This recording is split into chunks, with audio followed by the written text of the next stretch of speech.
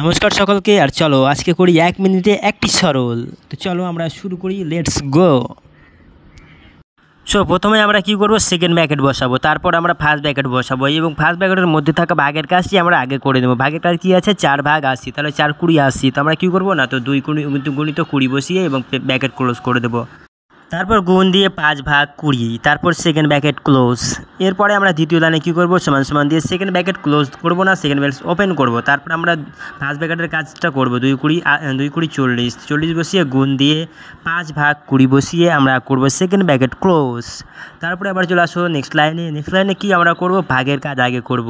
আমরা জানি যে বদমাস নিয়মে ভাগের কাজ আগে করতে হয়। তো 5 4 20, তো আমরা সেকেন্ড ব্র্যাকেট ওপেন করে 40 গুণিত 5 4 20 4 বসিয়ে নেব, কেমন। তারপরে সেকেন্ড ব্র্যাকেট ক্লোজ।